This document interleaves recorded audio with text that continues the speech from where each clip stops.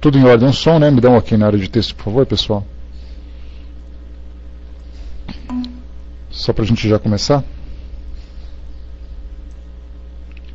Ó, minha tela está congelada, tá? Não sei se vocês estão me ouvindo ou não. Se vocês não estiverem ouvindo, vocês, por favor, me avisem.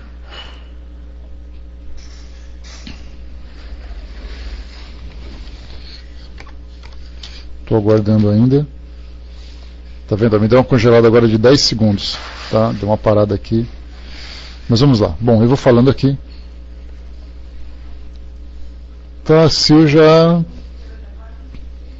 saiu. Se der uma saidinha da sala, já volta. Pois é, Vaninha, você percebeu que esse problema está acontecendo com você também, então, né? Vamos lá. Aqui, tá bom, vamos lá. Bom, nós vamos estudar hoje então o Evangelho segundo o Espiritismo, capítulo 28, coletânea de preces espíritas, preces pelos outros. Agora a gente vai entrar no item 6, no item 4 e o item 5. São dois itens aqui das nossas preces. Uma dedicada ao bem concedido ao inimigo e também pelos inimigos do Espiritismo, né? Então temos ali dois temas para abordarmos, né? Vamos tentar fazer um de cada vez.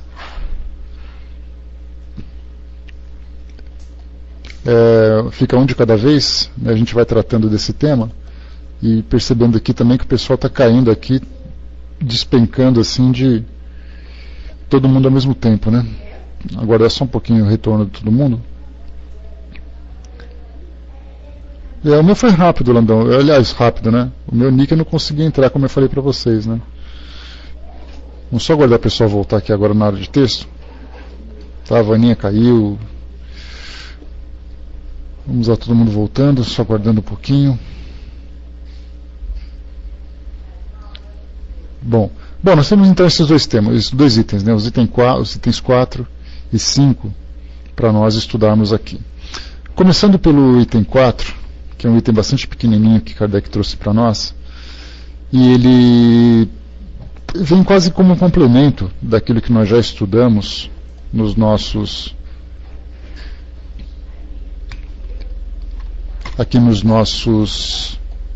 estudos sobre inimizades, né, sobre perseguições e tudo mais. Esse daqui ele tem uma característica especial.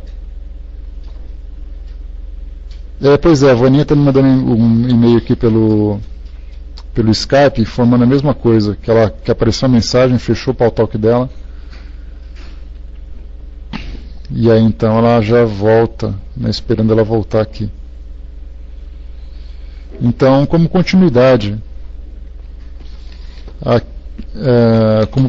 daquilo que a gente já vem estudando sobre essa questão de inimizades, né, sobre a questão dos inimigos.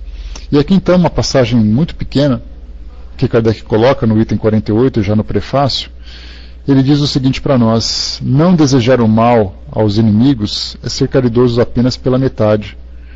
A verdadeira caridade consiste em lhes desejarmos o bem e em nos sentirmos felizes com o bem que lhes acontece.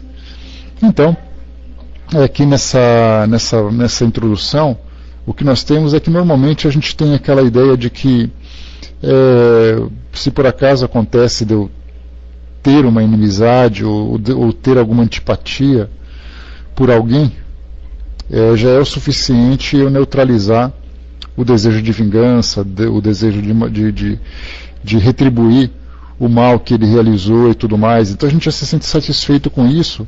Só que o que Kardec nos orienta aqui, exatamente como sendo uma realidade dentro dos postulados evangélicos, é exatamente isso. Não basta apenas você não desejar o mal. É importante também que você participe de alguma forma, observando as conquistas que essa pessoa ou que essas pessoas podem ter em seus próprios benefícios. Porque a realidade que nós vivemos hoje é aquela ideia de justiça com as próprias mãos, né? Ou seja, se alguém comete alguma coisa contra nós, nós desejamos fazer com que ela sofra a mesma coisa que sofreu, né? Ou seja, retribuindo o mal com o mesmo mal também. E aí então o que nos orienta aqui é exatamente para quebrarmos esse ciclo de que a gente nunca sabe, chega uma hora, nós vemos muito isso com relação a povos, com relação a pessoas em encarnações sucessivas, espíritos que se manifestam em reuniões mediúnicas, sempre colocam o seguinte, né, que eu estou me vingando porque ele me fez o mal. E aí então, voltando um pouquinho no tempo, a gente pergunta para aquele que é agora a vítima, né, por que você está sofrendo hoje? Porque ele no passado me fez mal. E assim a gente começa a ver quem começou prejudicando quem, como tudo isso começou. E nós temos um exemplo bastante claro disso, que Tino, aqui também está dando erro para todo mundo, viu? Muita gente caindo e muita gente voltando. Tá? Então, se por acaso cair, tenta voltar de novo, né? Tenta insistir ali. Então, o que nós vemos, né, é que, por exemplo, hoje o povo palestino e o povo judeu é um povo, são dois povos, né, duas sociedades milenares. Nós sabemos ali pelos históricos bíblicos que, inclusive, né, o Antigo Testamento é uma referência histórica para os historiadores. Hoje você pega um livro de história e você começa a ver sobre os povos antigos, né? Sobre a história antiga, e aí a gente vê então sobre os babilônios, sobre os fenícios, sobre os sumérios, sobre os hebreus e os egípcios. E nesse capítulo que trata dos hebreus, por exemplo, a referência que se tem sobre o desenvolvimento, a cultura daquele povo é exatamente aquilo que está escrito no Antigo Testamento. Então ele está dizendo assim, olha, se você pegar aquela grande marcha do Egito em direção ao Oriente Médio, ali na região da Palestina, essa migração, ou esse êxodo, a referência dos livros de história é exatamente aquela que se tem no Antigo Testamento. E hoje nós temos alguns documentários, né, que falam sobre o National Geographic, ou então o The History Channel, que mostra para nós alguns pesquisadores, alguns cientistas, que procuram informações mais específicas através de métodos científicos, para poder explicar que realmente aquilo aconteceu. Quando aconteceu, onde aconteceu, por que aconteceu e tudo mais. Mas o interessante é que no momento em que esse povo chegou no Oriente Médio, ele se deparou com uma sociedade já existente, que era a sociedade árabe, que já habitava naquela região. E aí então começamos assim, né? De lá para cá, a gente lembra que Moisés escreveu esses textos, vivenciou essa experiência há 1.200 anos antes de Cristo, portanto, há 3.200 anos aproximadamente. De lá para cá, esse povo continua degladiando-se, né, esses dois povos degladiando-se entre si. E hoje você olha para um árabe, você olha para um árabe, mais agora, né, na condição de muçulmano, pela religião que eles abraçam, e você olha para um povo hebreu, que professa, né, no caso, o judaísmo hoje, eles nutrem uma antipatia, um ódio um pelo outro, que eles não sabem por quê.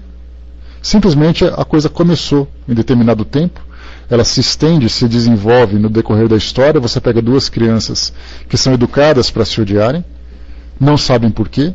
Pega ali duas pessoas que moram em cidades vizinhas, que passam pela rua, um olhando para o outro, já vendo o outro como uma ameaça, como um inimigo, sem saber exatamente por que a coisa começou e quando isso começou. Então, nesse caso, a gente lembra que essa questão da inimizade, se ela, cada vez que se alimenta esse ciclo vicioso, ele continua se perpetuando e, consequentemente, gerando cada vez mais esse sentimento tão nocivo, tão destrutivo, que já nasceu para poder intoxicar as pessoas. E aí, nesse caso, nessa introdução de Kardec, ele coloca exatamente isso, que muitas vezes a gente se preocupa muito em neutralizar esse sentimento que tem por alguém, por quem nutrimos antipatia, que nos direciona um tipo de antipatia, e nós nos esquecemos que muito mais do que neutralizar o ódio, é importante começar a desenvolver o sentimento de amor, né, que é o mais nobre de todos eles. E nesse caso, a gente começa a se congratular com aquilo, com a conquista do outro, é fundamental. E quando nós estudamos sobre isso no estudo anterior, quando nós falamos de... o tema era inimigos, né? Que era exatamente isso aqui para nós, ó, pelos inimigos e os que nos querem mal. E para estudarmos um pouco mais sobre inimizade, nós fizemos ali um trabalho tratando da antipatia, que é onde tudo começa, né? Eu não vou com a cara dele, eu não gosto daquela pessoa, e por causa disso, então, eu começo a alimentar, até que chega uma hora que eu começo a encontrar uma justificativa para poder sustentar o ódio que eu tenho por ela. E tudo isso começou por causa de um equívoco que ela cometeu, ou simplesmente porque eu não vou com a cara dela. E aí, quando a gente fala sobre essa questão da antipatia, nós trouxemos isso para situações reais do nosso dia a dia, que a gente alimenta a antipatia sem se dar conta. Aí, quando a gente começou a conversar sobre isso, né, a pergunta fica assim: não, mas eu não tenho antipatia por ninguém, eu não tenho motivo para poder desejar o mal para ninguém, eu nunca alimentei nenhum tipo de ódio por ninguém e tudo mais. E de repente a gente começou a perceber que no nosso cotidiano, através do esporte, através da política, através da relação social, através da religião, a gente inconscientemente começa então a alimentar a antipatia. E eu comentei com vocês exatamente isso, né? No último domingo nós tivemos ali a Copa América de basquete, Brasil e Argentina na Argentina. Para quem que a gente estava torcendo? Obviamente para o Brasil, mas muito mais do que torcer para o Brasil, torcendo contra eles, e eles a mesma coisa. E é uma antipatia nacional, que nós temos um pelo outro, sem saber por quê. Por que o brasileiro não gosta de argentino? Por que a gente não gosta de brasileiro? E nessa brincadeira esportiva que a gente tem um pelo outro, nós vamos lá para o Oriente Médio, pessoas que se matam por causa dessa mesma antipatia. Quando a gente fala sobre os judeus e muçulmanos, antipatias que nasceram no passado, e hoje nós temos ali homens-bomba que estão se destruindo com atos terroristas, pessoas que jogam prédios, jogam aviões em prédios, ali como nós vimos a homenagem dos 10 anos do atentado às Torres Gêmeas, e tudo isso começou por uma questão de antipatia. Não vou com a cara dele, e de repente, por não ir com a cara dele, ele fez alguma coisa que eu não gostei, e aí então a coisa foi se estendendo, e de repente se tornou num ódio mortal. Tudo tem um começo, a gente lembra disso. E quando a gente explora o histórico desse tipo de sentimento, a gente buscando na raiz, percebe que é mais ou menos como a teoria do caos, né, trazida ali pelos pensadores, né, que dizia para nós, né, Stephen Hawking, né, que é o físico, uma das grandes mentes do presente, ele sempre dizia assim, que a teoria do caos ela pode ser justificada pela ideia de que se uma borboleta bater uma asa, bater as suas asas lá no Japão, com o desenrolar dos eventos, com combinações de elementos da natureza, você pode transformar isso numa tempestade nos Estados Unidos. Então o ódio que muitas vezes hoje é alimentado por povos ou por pessoas, ele começou simplesmente com o bater de asas de borboleta, com uma simples antipatia. Então hoje nós temos pessoas que se matam no trânsito porque alguém deu uma fechada, porque alguém reclamou, porque alguém xingou, porque fez e aconteceu. De repente você deixa de conviver com uma pessoa porque ela teve uma atitude que você não gostou e assim sucessivamente. Nós começamos a perceber então que esse tipo de sentimento ele nasce do nada. Pessoas se matam pelo futebol, a gente brinca hoje por essa antipatia saudável, né? A gente vê que a mídia fala muito isso. Hoje pela manhã passou ali o Galvão Bueno, né, o narrador da Rede Globo, ele diz assim, né, ganhar no futebol é ótimo, mas ganhar da Argentina é melhor ainda. Então a gente percebe que a mídia vai instigando em nós esse sentimento de rivalidade. Quando passa um clássico de futebol, né, os maiores rivais do futebol e consequentemente as torcidas se tornam rivais, e nessa disputa, né, Zaninha, que a gente vê no esporte, é o que a gente leva para a nossa vida hoje. Dá a impressão de que eu consigo separar exatamente aquilo que eu sinto no futebol e aquilo que eu sinto na minha vida real. Na verdade, o sentimento ele é um só. E ele acaba sendo aplicado em várias situações diferentes. E aqui então, quando a gente vê alguém por quem nós temos antipatia, se sentir feliz por uma conquista que conseguiu alcançar, a questão que o sentimento que nós acabamos alimentando a princípio é exatamente aquele de que pena que ele ganhou. Ele não merecia ter ganhado, ele não devia ter ganhado, que na verdade o que ele merecia era um castigo, ele merecia uma punição, já que ele me fez sofrer, já que ele fez isso, fez aquilo. Então, na verdade, o nosso sentimento hoje, esse de neutralidade que nós temos, para poder não deixar que esse ódio se desenvolva, ele deve ir um pouco mais além. Ele deve se estender além dos limites da neutralidade e ir realmente no sentimento do amor. Que para nós é muito difícil. Hoje nós falamos do amor de uma forma teórica, mas dificilmente nós conseguimos colocar isso de uma forma prática. E é exatamente nessa condição que a gente coloca. Porque é muito fácil a gente amar os nossos amigos, né? Cada um de vocês, se vocês tiverem uma conquista, assim como eu já tive as minhas conquistas, e vocês participaram comigo com os votos de felicidade, com os votos com as parabenizações e tudo mais, então é muito fácil a gente fazer isso entre nós, com pessoas que a gente gosta. Alguém conseguiu alguma coisa, a gente vai dar um abraço, aquele abraço fervoroso, e diz assim, olha, parabéns, você merece e tudo mais. E se alguém que a gente não gosta ganha alguma coisa? A gente fica assim, ele não merecia ter ganho. Tomara que ele perca. ele não devia ter ganhado. Se ele está para ganhar alguma coisa, tomara que não dê certo, tomara que ele fracasse. Então a gente percebe o quê? Que é natural que a antipatia que a gente sinta acaba também influenciando os nossos sentimentos com relação àquela pessoa, não apenas na questão da inveja, Zaninha, mas é na questão de desejar realmente que ele seja prejudicado de alguma forma. Porque é a nossa forma de vingança. No passado, a vingança se dava através do duelo, através das intrigas, através das tramas, onde a gente elaborava, e a gente fala a gente porque o nosso passado é realmente um passado. Vai com Deus, Aninha, bom dia. A gente lembra que o nosso passado é um passado realmente negro, é um passado escuro. Todos nós, porque nós vivíamos em função do nosso instinto. Dificilmente nós vamos encontrar alguém hoje que teve o seu passado imaculado, o seu passado completamente puro. Nós cometemos os nossos deslizes. E naquela época, quando alguém nos prejudicava, nós lembramos que era uma cultura em que a vida tinha muito pouco valor. Quer dizer, o matar e o morrer era uma questão de detalhe. Era a situação que se desenrolava e caía naquilo ali. E depois o tempo foi passando, os valores foram se modificando, as leis foram nos educando e tudo mais. E hoje nós vemos, por exemplo, os crimes de atentado à vida, ele acaba sendo condenado pela sociedade e punido por ela também. Por isso a gente se constrange e se restringe, né, a esse tipo de comportamento. Mas se a gente hoje não age dessa forma, nós temos outros métodos de buscar que essa vingança seja realizada. E esses métodos significam, né, se alguém fizer alguma coisa contra, eu sou a favor dessa pessoa que fez. Voltando, né, aproveitando esse tema que está bastante em voga hoje, nós lembramos que na época em que houve o atentado às Torres Gêmeas, em 2001, né, pessoal, como é que está meu som, por favor? Me dê um retorno. Tudo ok, né? Tá, então deve ser só alguma coisa no Davaninho, então. Beleza.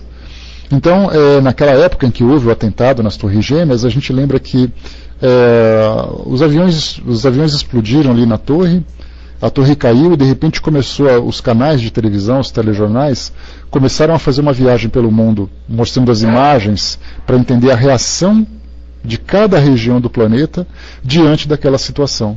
E aí então a gente percebia que queimavam a bandeira dos Estados Unidos, comemoravam naquela região do Oriente Médio principalmente, que nutriam e nutrem ainda um ódio mortal pelos Estados Unidos. A gente lembra que eles comemoravam na rua, faziam festa, pareciam que estavam ganhando uma Copa do Mundo. E com essa intensidade mesmo. A mesma comemoração que o Brasil fez no final de Copa do Mundo foi o que eles fizeram naquele dia quando eles souberam dos ataques àquelas torres. Então, quer dizer, aquelas pessoas comuns, elas não tinham capacidade, muitas vezes nem coragem de fazer aquilo tudo. Mas só o fato de alguém ter feito, elas já se sentiram vingadas por isso. Então, quer dizer, nós mudamos aquela ideia de que eu faço, torcendo para que alguém faça. E depois desse segundo passo, quando assim, torcendo para que alguém faça, já que eu não quero que ninguém seja vingado por isso, eu torço para que ele fracasse.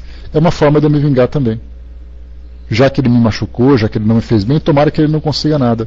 Então a gente lança, entre aspas, aquela maldição para que tudo dê errado na vida dele, que é uma forma da gente se vingar daquilo que ele fez. E aqui então essa orientação nos coloca exatamente isso, que o primeiro passo que a gente tem é neutralizar esse tipo de sentimento. É não desejar que ninguém faça isso, ninguém desejar que ninguém faça aquilo. Né?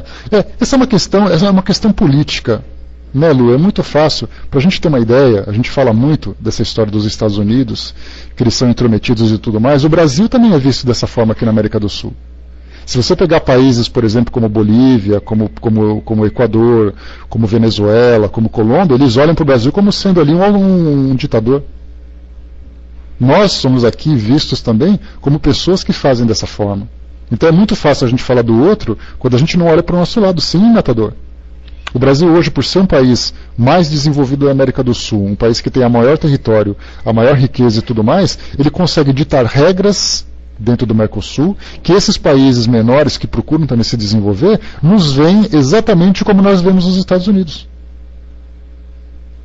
Quer dizer, nós vemos ali o cisco no olho do outro e esquecemos da trave no nosso olho. Então a gente fala assim, não, porque os Estados Unidos, não sei o quê. Pergunta lá na Venezuela o que eles pensam do Brasil para você ver. Quando tem jogo de futebol, só para vocês terem uma ideia, jogo de futebol na América Latina e na América do Sul, para quem que vocês acham que eles torcem contra? Torcem para o Brasil, mas por quê? Não é questão do futebol, é a questão do que representa o país na influência que ele exerce nessa questão geográfica, geopolítica e geoeconômica também. Então é importante que a gente tenha essa visão. Nós também somos vistos dessa forma. Para nós, Né? Nós aqui, na visão dos argentinos, nós somos os piores que temos aqui, porque nós impedimos que eles se desenvolvam. Né? A Melita colocou para nós aqui, né, bom dia, eu estive na Bolívia e vi o tratamento que eles dão aos brasileiros, né, nos consideram exploradores, né? Temos alguns que nem falam com brasileiros. Essa é uma realidade. Então, antes da gente falar dos outros que estão do outro lado, nós estamos aqui, ó, também colocando a cara no mundo e sendo ali. Né? Pois é, povo hospitaleiro e ordeiro quando as pessoas nos satisfazem. Mas nas questões políticas, nas divisões de riqueza, nos interesses das empresas brasileiras, por exemplo, a gente pega as empreiteiras, pega as empresas petrolíferas, que têm ali as suas filiais nesses países, elas são ali odiadas. Pelo modo como exploram a riqueza desses países que são menos desenvolvidos que o Brasil. Então é assim que a coisa funciona. A gente acha que o mundo gira em torno daquilo que acontece, mas nós também temos ali a nossa imagem, né, sendo julgada. E infelizmente é assim que a coisa é. Então é importante que a gente tenha essa visão. Mas tudo começa a partir de um ponto de interesse. Né? Eu me coloco nessa condição. Né? Eu tenho o poder, eu tenho o domínio, eu tenho a capacidade de me desenvolver e tudo mais, mas e aqueles que não estão do lado?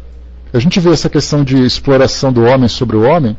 Isso já dizia Karl Marx, né, que era o pensador do socialismo no século XVIII, século XIX, quando ele dizia assim, essa exploração do homem pelo homem era desde os tempos mais antigos. Então todo aquele que tem força sobre o semelhante, uma nação, por exemplo, época dos gregos, época dos romanos, época dos egípcios, época dos europeus colonizadores, época dos americanos, nós aqui na nossa região, a mesma coisa.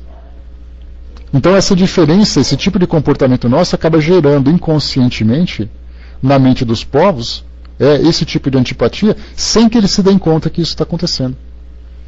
E acontece, infelizmente. Só que os desdobramentos disso tudo, dependendo do tipo de cultura, se a gente pegar, por exemplo, a religião islâmica, você vai no Alcorão e tem algumas passagens em que diz, por exemplo, uma questão cultural para a gente poder entender. Na época em que Maomé começou a disseminar a ideia do islamismo, isso ali por volta de 624, 625 depois de Cristo, naquela região da Arábia havia um politeísmo muito intenso. Inclusive a gente vai estudar amanhã sobre politeísmo. Então havia um politeísmo muito intenso. Esse politeísmo significa o seguinte, que cada tribo, cada pequena região tinha o seu próprio Deus. E aí naquele momento em que eles se juntavam em Meca, que é ali a grande central da religião muçulmana, da religião islâmica, ali eram reunidos na Kaaba, que é aquele ponto central de reunião deles, era um local onde os deuses ficavam ali aguardando, né, o comércio se desenvolvendo. E aí então Maomé foi trazendo essa nova ideia de uma ideia monoteísta para poder equilibrar essa questão religiosa. E isso tudo, esse tipo de comportamento dele fez com que ele fosse visto também com uma grande antipatia. E por isso, aqueles que professavam a religião islâmica naquele começo, eles eram perseguidos, eram mortos, eram agredidos e tudo mais. E é então uma orientação que Maomé trouxe para aqueles que professavam a religião islâmica naquele começo, era exatamente isso: você tem o direito de se defender, caso você seja agredido, proteger o seu patrimônio, proteger a sua família, etc. e tal. Só que de lá para cá, passados aí mais de 1.400 anos, ou aproximadamente 1.400 anos, as pessoas continuam vivendo dessa forma. Então eles acreditam que essa mesma justificativa de autodefesa de Maomé naquela época também pode ser aplicada hoje, porque eles veem a sociedade capitalista e essa sociedade ocidental interferindo na cultura deles. Então quando alguém diz assim, olha, eu peguei o avião e joguei no prédio, mas por que você fez isso? Porque eu estou me defendendo. É uma interpretação equivocada que fazem daquele texto. E hoje, se nós pegamos aqueles que seguem realmente a religião muçulmana, eles pregam uma ideia completamente diferente. Eles mostram que esses homens são suicidas, que eles são equivocados, que eles estão distorcendo uma realidade que é sagrada para eles, que eles não falam simplesmente o Alcorão, eles falam com uma reverência ao Corão sagrado, para mostrar o real valor daquela mensagem, né, de desenvolvimento, de espiritualidade que se tem. Então, hoje interpreta de uma forma equivocada. Tudo isso para a gente poder perceber que culturalmente aquele povo está preparado, né, aqueles que pensam de modo diferente, aquele povo está preparado para esse tipo de agressão, enquanto nós aqui do mundo ocidental não pensamos dessa forma. Quer dizer, nós não agimos para agredir ou um vizinho, um país, uma outra sociedade, mas em compensação a gente torce para que dê errado.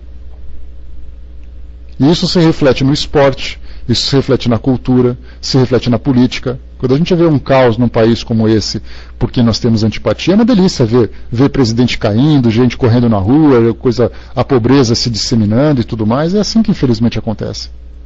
É um prazer meio mórbido, mas fazer o quê? E é assim que a gente vê hoje, né? Esse sentimento de vingança ele se transformou da ação, quer dizer, uma vingança ativa, para uma vingança passiva agora nesse modo de pensar. Né? Exatamente, Sonimar, né? Ele vai se refletindo, essa questão cultural, ela vai passando das famílias, né, entre as pessoas, sem que elas compreendam a razão disso tudo, como nós colocamos no início. É algo que vem de geração após geração, você vai aprendendo a não gostar, você vai aprendendo a odiar, como acontece nessas sociedades, e de repente você não sabe por quê. Hoje você pega uma criança assistindo um jogo de futebol, torcendo para a Argentina perder. E a pergunta é, mas por que ela está torcendo? Não sabe, ela está torcendo porque o pai está torcendo, porque o outro está dizendo que ela tem que perder, porque na televisão diz que ele é nosso maior rival. Então você vai sofrendo essa influência cultural, essa quase que uma lavagem cerebral, dependendo do tipo da forma como isso é transmitido, e de repente a gente, né? Pois é, Flávio, está indo contra a maré, né? Torcendo pela ganhar, está indo contra a maré. Então a gente aprende que a coisa tem que ser assim, e pior que a gente não sabe por quê. Aí você pergunta assim, por que você não gosta de argentino? Porque eles são marrentos. Aí eles perguntam, por que eles não gostam do brasileiro? Porque eles são isso.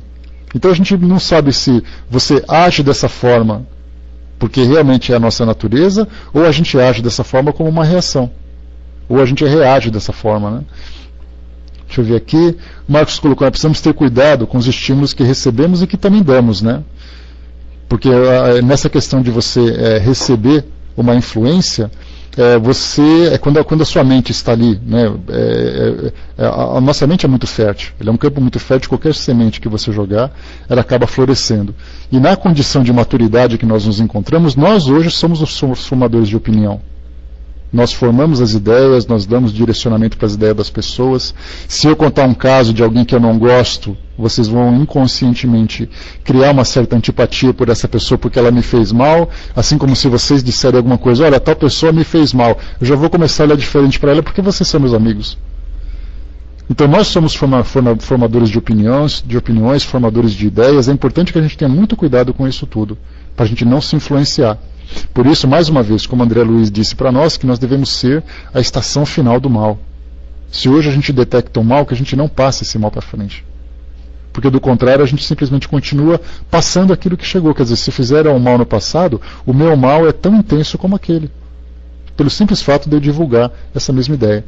Rosana colocou, infelizmente ainda nos comprazemos com notícias tristes que a mídia vincula, né? Sim, é uma tendência meio mórbida que a gente tem, né? Sempre gostar da desgraça, principalmente. Então, nesse texto que nós estamos estudando hoje, saindo um pouquinho agora dessa questão histórica, dessa questão informativa, é exatamente isso, né? Essa modificação, essa transformação do nosso modo de pensar. De valorizar realmente o trabalho, de valorizar aquilo que as pessoas fazem por merecimento, né, aquilo que elas recebem por merecimento. É importante que a gente também se sinta feliz pela conquista do outro, independente de quem seja. E a gente deixar essa ideia de que nós somos os representantes da justiça divina e que a justiça tem que ser feita pelas nossas próprias mãos. Não somos nós que devemos julgar as consciências alheias, são elas próprias perante o tribunal divino, digamos assim. Terão que se reaver, elas terão que se replanejar para suas reencarnações futuras, para suas próximas jornadas evolutivas, para as experiências de provas e expiações e tudo mais, são elas que vão fazer, não somos nós. Porque do contrário, cada um vai se achar no direito de fazer o seu próprio julgamento.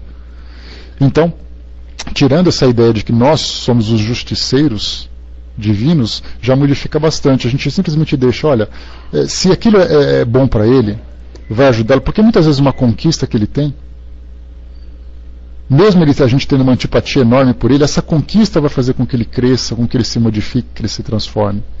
E quanto mais ele perde, se ele é uma pessoa que realmente já tem um coração endurecido, quanto mais ele perde, mais ele vai se sentir agredido. E pior vai ser a sua reação. E a gente pensa assim, poxa vida, mas ele fez tanto mal, por que ele merece o bem? Se esse bem for para o bem dele, ótimo. Se esse bem não for para o bem dele, então não serei eu que vou tirar. O julgamento não cabe a mim fazer. Né? O Marcos colocou para nós, ele comprar barulho do outro sem conhecer a verdadeira causa pode ser altamente comprometedor, porque a gente não conhece a história, a gente não sabe por que a pessoa se transformou naquilo tudo. Muitas vezes nós temos responsabilidade na sua transformação. Ela se tornou aquilo por nossa causa, a gente não se dá conta. E hoje a gente se coloca como vítima, né? Como ele é mal comigo, por que ele fala isso de mim, por que ele me agride dessa forma, porque no passado fui eu que fiz isso. Quanto mais estreita a relação e quanto mais intensos os sentimentos que nutrem uns pelos outros de uma forma negativa ou de forma positiva, maior é o comprometimento que eles tiveram no passado. Daí então, a verdadeira caridade consiste em lhe desejarmos o bem e nos sentirmos felizes com o bem que lhes acontece. Por isso que eu falo para vocês, né, é uma questão que eu já percebi que muitos de vocês pensam de uma forma diferente, e eu compreendo esse modo de pensar de vocês. A cultura que a gente tem, da forma da gente viver o esporte, da forma da gente viver essa relação social, essa cultura, para nós ela é extremamente nociva. Por mais saudável que seja o esporte, por exemplo, a forma como nós vivenciamos o esporte é extremamente nocivo. Essa questão da torcida, não, porque são torcidas que eles se respeitam, eles não se gostam, mas se respeitam. Esse não se gostar, ela é a expressão daquilo que nós temos dentro de nós. Aí todo mundo diz assim, mas quando a gente torce, por exemplo, para uma escola de samba, lembra que a gente conversou sobre isso em outra oportunidade, né? De repente está tendo ali votação da escola de samba, todo mundo torcendo contra aquela que não gosta. Aí eu torço por essa escola de samba, mas a outra eu não gosto, tomara que ela perca. E a gente fala assim, mas essa rivalidade ela é uma coisa saudável. Uma rivalidade saudável. Desejar que as pessoas percam uma escola de samba, por exemplo, que passou o ano inteiro se planejando, com investimento, com sacrifício, e a gente torce para ela aprender numa torcida saudável. Um clube de futebol que investe um dinheiro enorme para empregar pessoas, para poder fazer um trabalho de conquista. A gente torce para ele prender, mas é uma torcida saudável. E para mim isso é muito questionável, porque na verdade isso reflete aquilo que nós sentimos dentro de nós, que em qualquer realidade isso acaba se manifestando. Se eu não gosto de alguém, esse mesmo sentimento saudável que eu sinto por aquelas pessoas de um clube de futebol, de uma escola de samba, eu vou transferir isso para aquela pessoa agora de uma forma real. Porque eu fico todos os dias praticando esse tipo de sentimento. Então hoje nós temos as nossas paixões, as nossas preferências, mas é importante que a gente reveja o modo como nós estamos fazendo com que isso aconteça.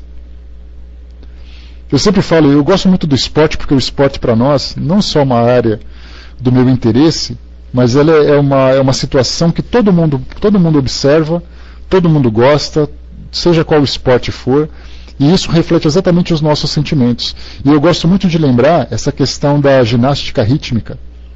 Isso, né? Quem está falando do Marcos ali é o marido da Lu. Então a gente fala da ginástica rítmica desportiva, a chamada antiga ginástica olímpica, né? E ela então mostra aquelas meninas fazendo as suas acrobacias, os seus malabarismos, etc. e tal. E quando o Brasil está competindo, é por nota. Então quanto melhor é o seu desempenho, maior é a sua nota. É natural que quando a gente veja um outro país disputando, a gente torça para que a menina caia. Vocês já pensaram nisso? De repente ela está dando uma cambalhota, a gente fala, tomara que ela caia, tomara que ela desequilibre, tomara que ela... Porque se por acaso isso acontecer com ela, o nosso país ganha. E a gente vê aquela menininha de 14 anos ali torcendo, né? Quando você pega aquelas evoluções que são muito bacanas, muito bonitas e tudo mais, a gente torce para o Brasil perder. Mas o Brasil só vai conseguir ganhar se por acaso o outro perder. Esse é o detalhe. Né? Mas esse foi um exemplo que eu coloquei para nós. Né? Por exemplo, se a menina está jogando uma bola, a gente fala assim, tomara que essa bola escape, porque se essa bola escapar, a gente vai conseguir, o nosso ponto vai ser maior. A gente torce dessa forma. Se não é na ginástica olímpica, a gente coloca em outro esporte, a gente torce para o outro goleiro levar um frango, a gente torce para o atleta tropeçar e cair. Não que ele se machuque, a gente não torce para ele se machucar, mas a gente torce para ele perder. E isso é uma realidade da nossa forma de ver o mundo realmente, né, Flávio? Deixa eu ver aqui em cima. O Osterfall colocou, né, o julgar o outro nunca traz benefícios. Na verdade, contraímos mais débitos para resgatar depois. Né? Ainda que menor que seja a nossa colaboração. Né? A Ju colocou também, né, que acha pesado isso, né, que essa coisa de ficar zoando o outro pega bem pesado. Né, que a gente sabe que essa ideia, né, Ju, essa ideia da gente ficar provocando o outro nessa brincadeira saudável, quando você menos esperar, ela se torna uma brincadeira séria. E dependendo da reação do outro, porque a gente nunca sabe qual vai ser a reação do outro, a coisa sempre vai se tornar numa condição complicada. Né? Deixa eu ver aqui. O Braz lembrou lá em cima, né? 2 famílias ficaram rivais no Nordeste. Foi preciso do cantor Luiz Gonzaga, teve que interferir, até o Papa entrou na história. Né? Pois é, exatamente. Deixa eu ver aqui, a Cindizinha colocou, né, gosto do exemplo que você usou em outro estudo, da fogueira ou da vela, né, que carregamos dentro de nós. Muda o tamanho, mas o fogo é o mesmo. Exatamente, né, eu tinha colocado isso, né, que memória, hein, Cindizinha? Né, que ele tinha colocado assim que, na verdade, os sentimentos que nós temos, desde os mais nobres até os mais nocivos, eles estão dentro de nós. Então eu posso pegar, por exemplo, uma pessoa que torce para um outro clube, ou que é de um outro partido político. Quem que não torce aqui para o rival do partido político ser pego em corrupção? Ser destituído? Ser caluniado? Porque assim queima o filme dele e o nosso partido se sobressai. Aquele candidato que está disputando a presidência, quando sai um escândalo sobre ele, a gente fala, isso aí, que beleza. Isso mesmo que tinha que acontecer. Então a gente vê assim que a diferença do sentimento bem simples, bem inocente, para aquela questão da agressão propriamente dita, é tudo uma questão de intensidade, porque o sentimento está presente. E o exemplo que eu tinha usado é o seguinte, se nós pegarmos uma chama, por exemplo, de uma vela, e dizer que esse sentimento, o sentimento de antipatia, de ódio por alguém, ele é uma chama pequenininha que está escondida ali no fundo do seu coração. Mas essa chama, ela pode se transformar numa fogueira, numa labareda incontrolável. Então a gente fala assim, mas ele se descontrolou. Tudo bem, mas o fogo estava presente dentro dos dois. Então a gente tem que procurar essas chamas negativas, inferiores que estão dentro de nós, e modificarmos esse nosso modo de viver, esse nosso modo de pensar. Porque mais dia ou menos dia, alguma coisa vai fazer com que isso se inflame. E o dia que isso se inflamar, vai virar uma labareda, vai virar assim, um incêndio sem proporções. Aliás, incontrolável, né? com proporções incontroláveis. E isso vai ser um grande problema. Né? A Ju colocou também, né? Estão resumindo no nosso dia a dia, né? Nós temos esses comportamentos de rivalidade, competição, desejo que o outro seja derrotado, falta de respeito ao adversário, etc. Né? Ou seja, jamais seja mais comum, ou seja, né, mais comum do que pensamos. Sim, a gente vê isso, né? A gente alimenta isso culturalmente. E eu me lembro que eu fiz a leitura, já comentei com vocês, mas eu faço de novo. Eu fiz a leitura de um texto que falava sobre aquilo que entretém os espíritos num plano mais elevado, num plano superior. Então a gente fala de espíritos que são mais desenvolvidos, mais esclarecidos, né? Vamos citar alguns espíritos, vai. Vamos pegar, por exemplo, Bezerra de Menezes, Emmanuel, Joana de Ângeles, São Luís, Erasto, né? Vamos citar aqueles que são contemporâneos e aqueles que são antigos, né? A gente pega ali tantos espíritos que colaboraram na codificação, que são elevados, a gente se pergunta qual é o entretenimento que eles têm.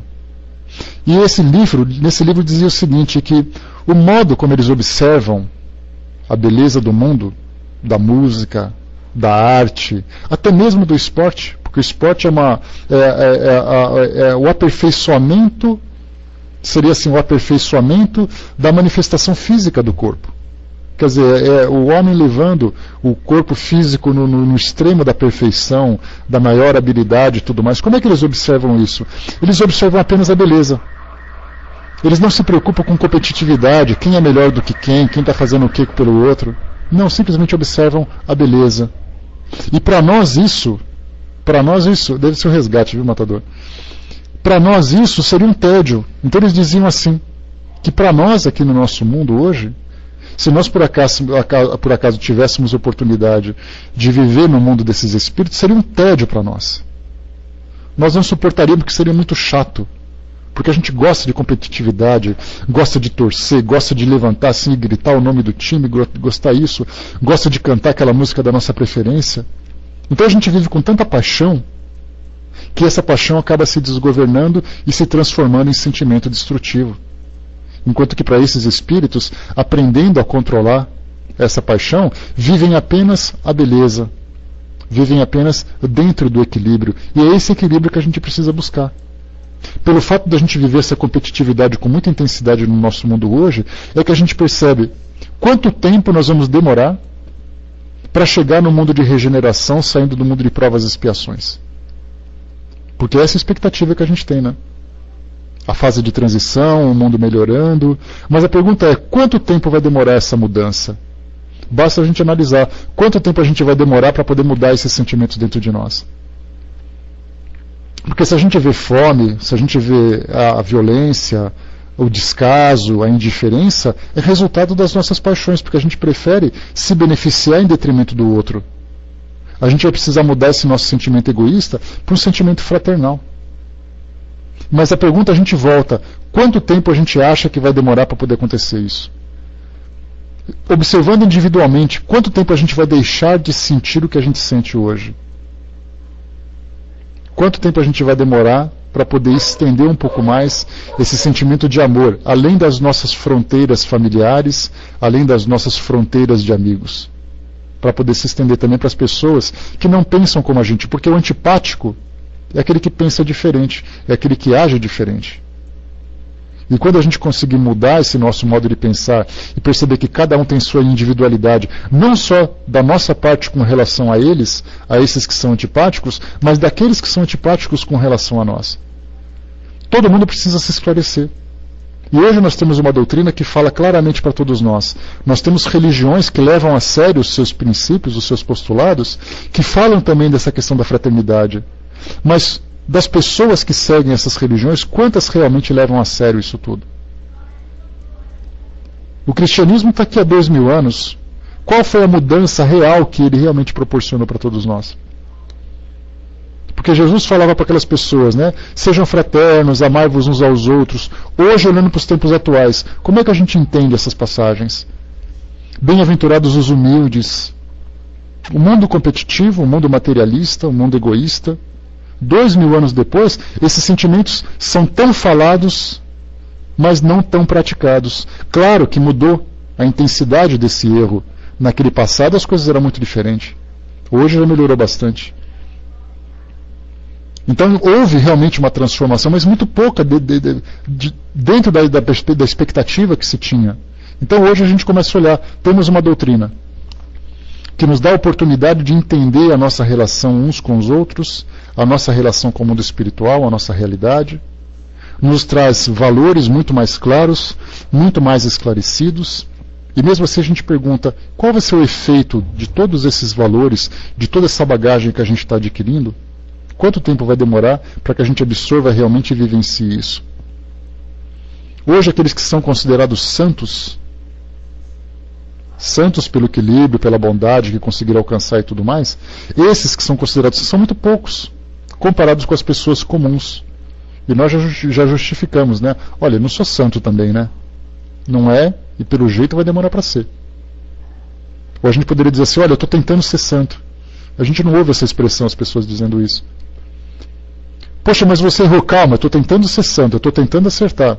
A gente faz o contrário. Não, eu não sou santo. Então fica muito mais fácil eu ficar na minha zona de conforto, como falamos ontem, do que eu me esforçar para ultrapassar essa minha imperfeição. Deixa eu ver aqui em cima o que vocês colocaram. Marcos colocou, né, a disputa dos homens na sociedade é um dos maiores males, né, porque é uma sociedade individualista. O dia que a sociedade se tornar fraterna e ela começar realmente a acolher a todas as pessoas, principalmente dentro daquela lei de fraternidade que Leon Denis traz para nós no seu livro O Grande Enigma, ele diz que os mais fortes devem proteger os mais fracos. Hoje a gente vive o contrário. Os mais fortes subjugam os mais fracos. Os mais fortes dominam os mais fracos. Sendo que, na verdade, o futuro diz que os mais fortes protegerão aqueles que são os mais fracos, os mais frágeis, os menos desenvolvidos, exatamente por eles não terem capacidade de fazer aquilo que eu faço, de não terem a força que eu tenho. Olha, Brás, a expectativa é grande. Quando isso vai acontecer, eu não sei. O Brás colocou na inversão dos valores, um dia vai acabar. Porque realmente é uma inversão, porque a lei natural, e a gente coloca, quando se fala em lei natural, estudando no Livro dos Espíritos, a gente lembra que a lei natural é a lei criada por Deus e é uma lei imutável. E essa lei foi exatamente aquela que Jesus veio esclarecer para todos nós, dizendo que os homens devem se amar uns aos outros, os homens devem se ajudar, os homens devem se respeitar. Isso faz parte de uma lei natural, faz parte de um pacote de valores que é imutável. Então a gente percebe que os valores estão lá, eles são os corretos, somos nós que estamos nadando contra a corrente. Então nós que já invertemos essa condição, vamos um dia chegar naquela condição certa de equilíbrio, para fazer com que as coisas aconteçam do modo correto. Então é da nossa parte que isso vai acontecer. Vai depender de nós. Individualmente, a gente não pode esperar que os outros façam, porque quando a gente toma a iniciativa de fazer uma modificação de postura, a gente começa primeiro chamando a atenção das pessoas, né? Primeiro porque ele é careta, porque primeiro ele está muito envolvido ou fanatizado, né, por alguma coisa, se torna fanático por uma religião, por uma fé. Então as pessoas começam primeiro a zombar. É aquele processo da filosofia que nós falamos. Primeiro vem o desprezo, né, e a chacota, a zombaria. Depois de um tempo, quando ele começa a perceber que essa coisa realmente é sólida, começa a vir o combate. Aí já começa a criticar aquela pessoa. Imutável é aquilo que não muda, Sandra. Aquilo que Deus criou no início dos tempos, aquilo continua permanente, perpétuo. Né? Não tem modificação. Então, se Deus disse assim que o homem vai se desenvolver através do amor, isso não muda. Não somos nós que vamos dizer assim, mas espera aí, não tem um jeito diferente de fazer? Não tem diferente. Essa é a lei. É assim que tem que ser. Então, nesse caso, são coisas que não mudam. Né? E quando a gente fala sobre criações, aquilo que diz respeito a Deus, por exemplo, tudo aquilo. Se a gente fala de lei de gravidade, a lei da gravidade é uma lei de atração entre os corpos, né? Quanto maior a massa, maior é a atração, e isso é uma lei da física. Não há nada que faça isso mudar. Isso é uma lei natural. Por isso ela é imutável. Onde houver corpos, onde houver massas, haverá influência de um sobre o outro. Então é uma lei imutável. Né? Deixa eu ver aqui, colocando, está certo. Né? Então o que a gente colocava era exatamente isso, que muitas vezes a gente espera sempre que haja uma mudança na sociedade como um todo de uma hora para outra. E quando essa mudança individual ela começa a acontecer, quando a gente começa a promover essa mudança dentro de nós, primeiro vem essa resistência que a gente acaba enfrentando. Né? As pessoas dizem, poxa, mas você está muito careta. Eu não quero fazer mais isso, eu não quero mais fazer essa coisa. Né? Quando você fala para a pessoa, poxa vida, perdoa aquele que te machucou. Aí o outro olha para você com aquela cara, com a sobrancelha levantada assim e fala, você está brincando comigo, né? Que papo mais chato esse? Que papo mais filosófico, isso não me interessa. Então começa com aquela zombaria. Aí depois de um tempo percebe então, sim, dá muito trabalho, Sônia, muito trabalho. Aí depois de um tempo você continua insistindo, olha, perdoa ele, perdoa ele. Aí aquela pessoa para de ficar brincando, de ficar zombando com a sua cara e começa a te criticar. Mas você está muito chato, hein? Eu não aguento mais ficar perto de você. Aí a coisa começa a ficar séria.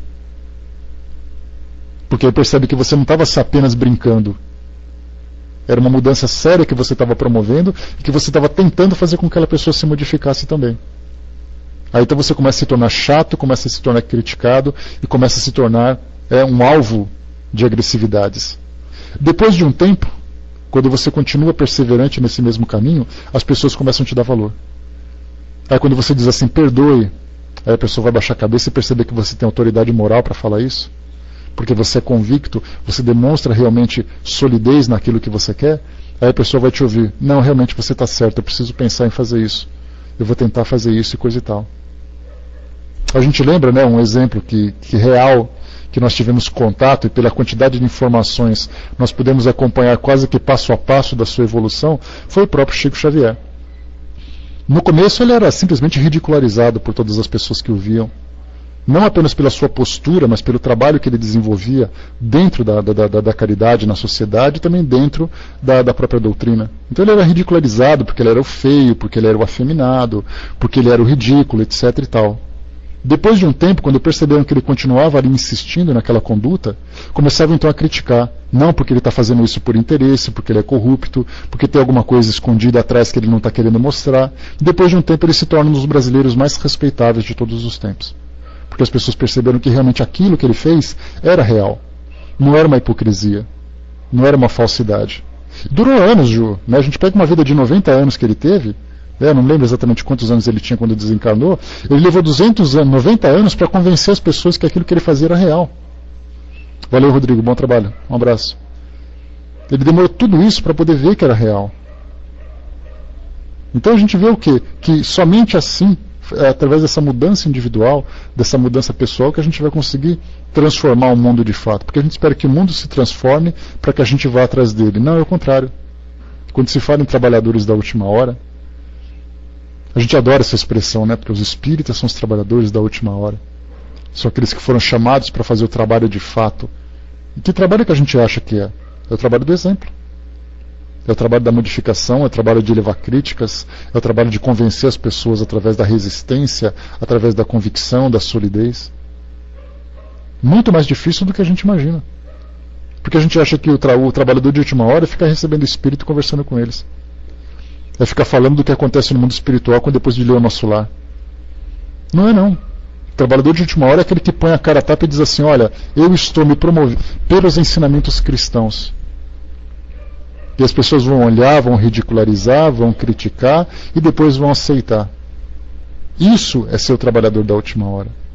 Diferentemente do que a gente imagina. Então, nessa relação que a gente tem com aquelas pessoas que pensam de modo diferente de nós, que acabam gerando um sentimento de antipatia, né?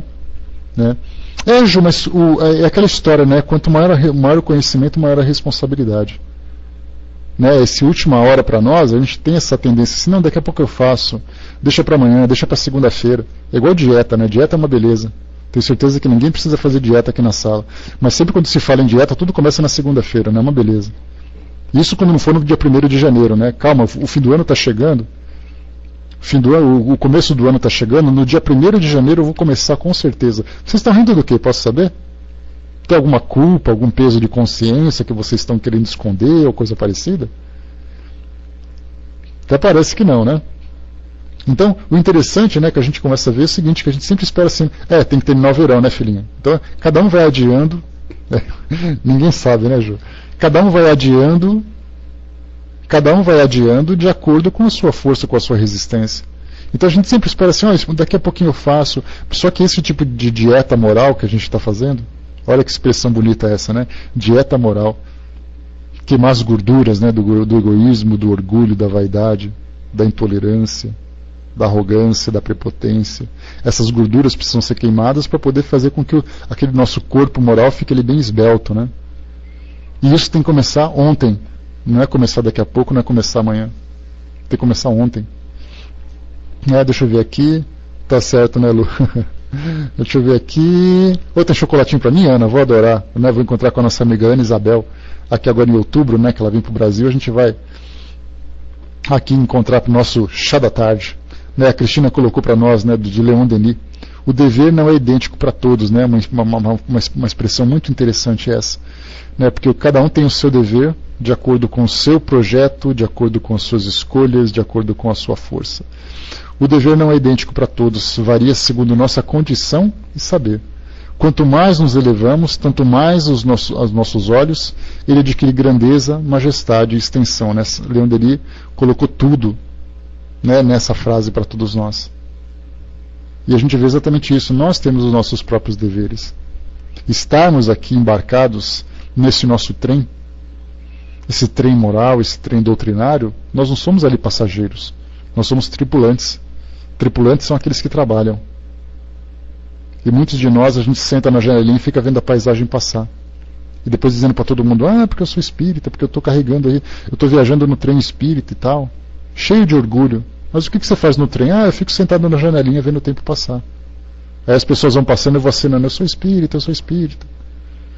Mas você não faz nada dentro do trem? Não, eu estou lá sentado, eu comprei passagem. E exatamente o contrário, nós somos tripulantes. E são esses tripulantes que têm que mostrar como a coisa funciona, como é que as coisas devem seguir. A Rosana lembrou aqui uma música de evangelização chamada Obesidade Moral. Pois é, a gente tem que fazer a nossa dieta moral, né, Rosana? Não conhecia a música não, mas foi ao encontro daquilo que a gente pensava. Né, a Ju colocou, né, fica ser difícil ser trabalhador da última hora, né? A gente quer o rótulo, né, Ju? A gente quer o status, mas a gente não quer a responsabilidade, as incumbências, né? Tudo aquilo que precisa ser feito. Isso é muito difícil, né? A Lu colocou, né, o trabalho não é apenas nas casas, mas principalmente no nosso íntimo. Lu, aquilo que acontece nas casas é um reflexo daquilo que tem dentro de nós.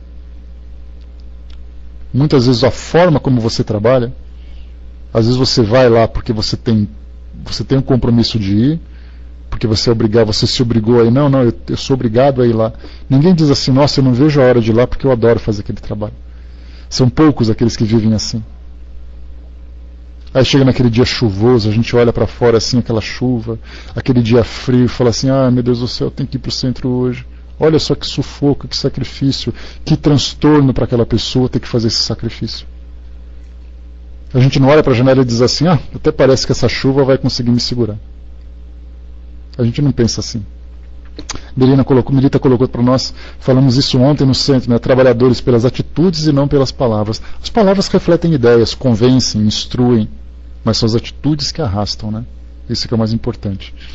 E aqui então, nessa nossa reflexão em torno de vermos essa questão das antipatias, vemos essa questão dos sentimentos, vemos essa questão dos nossos relacionamentos, né? Foi legal, Lu, né? Dessa questão dos relacionamentos. Kardec então trouxe para nós aqui uma pequena prece que fala exatamente sobre esse nosso modo de sentir, esse nosso modo de pensar a respeito daquilo, das conquistas das pessoas a quem nós consideramos como inimigas ou por quem temos antipatias. A Rosana lembrou da musiquinha aqui, né? Pela porta larga todo mundo passa, mas é a estreita que leva à perfeição. Do jeito que a gente está gordinho não passa não, né? Então comecemos a olhar nos espelhos, né? E vemos aqui as sobras que a gente tem, porque esse é um grande problema, né? A Romana colocou para nós, né? Eu gosto de ir para o centro, né? Eu ando de moto, né? Tem um bis, né? Quando estava chovendo, levo roupa de maleiro e vou para o centro, chego lá e troco de roupa, né? Isso aí, né? Essa perseverança que a gente tem que ter. Então aqui nessa prece feita às graças concedidas a um inimigo, ele diz assim para nós então, observe então aqui a mensagem, não apenas a prece, né, pelas frases que ela contém, mas o significado de cada um. Já li, filhinha. Você estava fora da sala, você tinha caído aquela hora. Tá, vamos para o 49 agora. Então aqui tem para nós, né, ele diz assim, meu Deus, na vossa justiça, decidistes alegrar o coração de fulano, e eu vos agradeço por ele, não obstante, né, apesar do mal que me haja feito ou que procura me fazer.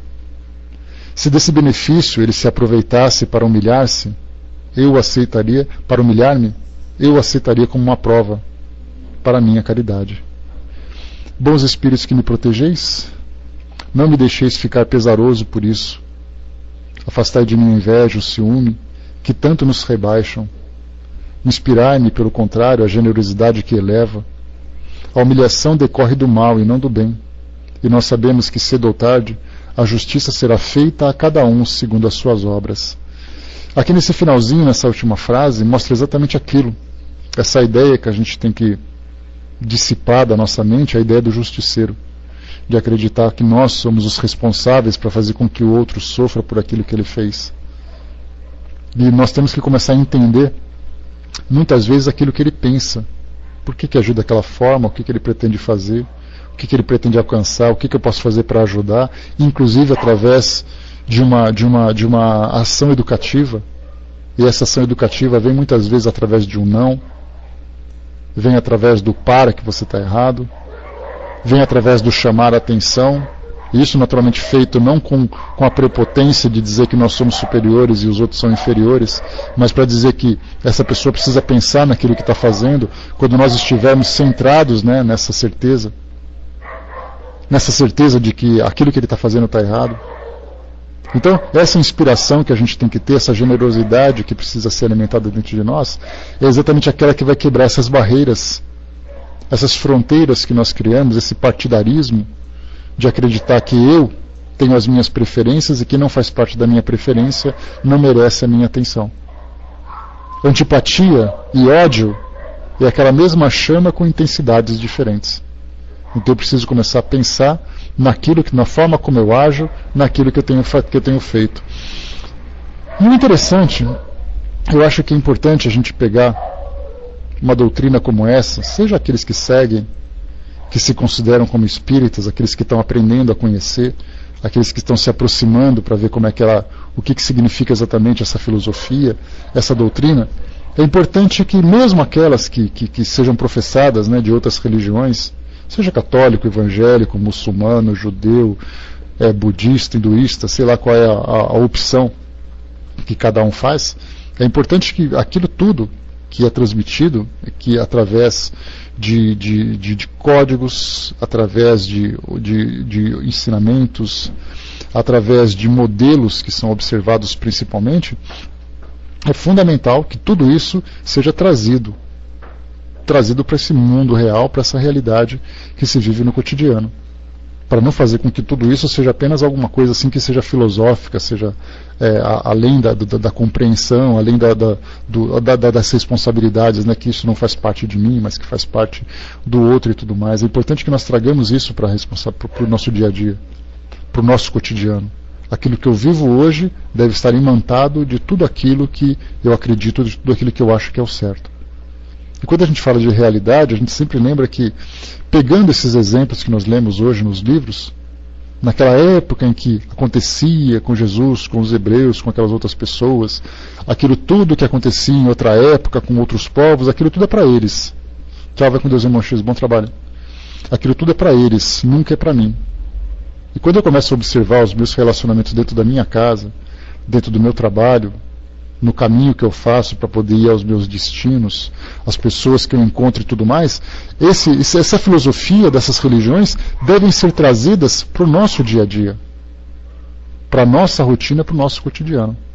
Não adianta a gente querer pensar que isso tudo é apenas assim algo que eu preciso alcançar.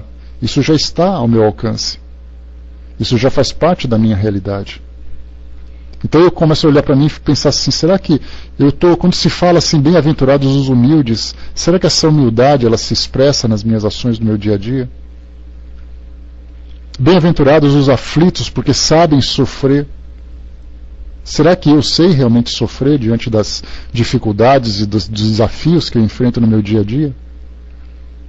Trazer essa realidade, trazer essa filosofia que a gente abraça, ou essas filosofias que nós abraçamos, trazer para a nossa realidade e perceber que isso deve fazer parte do nosso cotidiano, deve ser assim, uma expressão natural no nosso dia a dia daquilo que a gente acredita.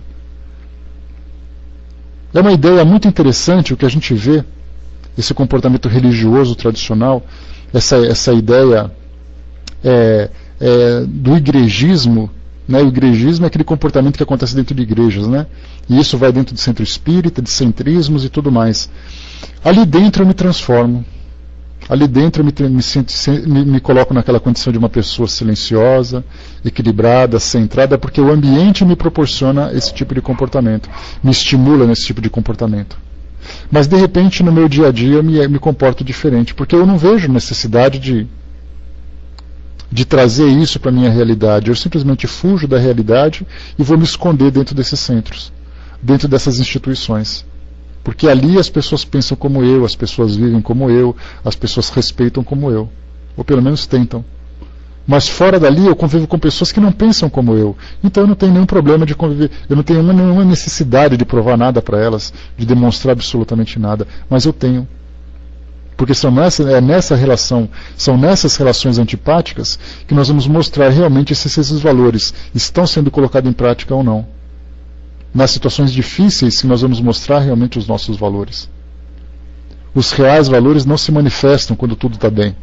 Quando tudo está bem não precisa fazer força para nada.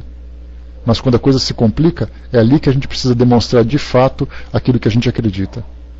Por isso então, quando a gente observar em qualquer relacionamento com pessoas com quem nós não temos simpatia, com quem nós não temos afinidades, que nós neutralizemos qualquer sentimento negativo que nós possamos direcionar a elas com relação à crítica, com relação ao apontamento, porque eu não gosto dela, porque eu não vou com a cara dela, neutralizar isso tudo. E mais ainda, a gente perceber que ela faz parte dessa nossa família, a família em que nós estamos aqui inseridos, a família que nós constituímos. De perceber que o sucesso dela também é o nosso sucesso e que o fracasso dela também é o nosso próprio fracasso. Porque se ela ser derrotada em alguma coisa e eu me vanglorio com isso, me sinto bem com isso, eu sou tão derrotado como ela. Porque eu acabei de alimentar um sentimento absolutamente inferior, torcendo pelo fracasso de alguém. Então aquilo que ele perde é aquilo que eu perco. E aquilo que ele conquista, que faz feliz, e eu me sinto feliz por ele, eu também conquisto essa felicidade. Sempre pensar dessa forma, o que acontece com o outro é o que acontece comigo também. Simplesmente analisando o sentimento que ele faz nascer dentro de mim. Então, meus amigos, fechando por aqui o nosso estudo de hoje, eu achei até que fosse ser um tema muito pequeno, eu até separei os dois aqui, coloquei 2 temas porque eu falei, não vai dar tempo, né? Esse primeiro tema aqui ele é muito pequeno, não vai dar tempo da gente falar sobre tudo isso. Só que a gente percebe que basta dar corda, que esse assunto se desenrola, que é uma beleza, né? Então isso aqui nós fechamos por aqui. Eu vou passar então para o nosso amigo Flávio, que vai fazer o encerramento para nós. Depois a gente volta, lembrando que o próximo tema vai ser na segunda-feira que vem, né? Tratando aqui sobre os opositores, está aqui, ó, pelos inimigos do Espiritismo. Bem interessante a gente falar sobre tudo isso. Tá? Então passando para você, Flávio, a gente volta em seguida depois para dar os recadinhos para vocês. Com você então, vamos lá.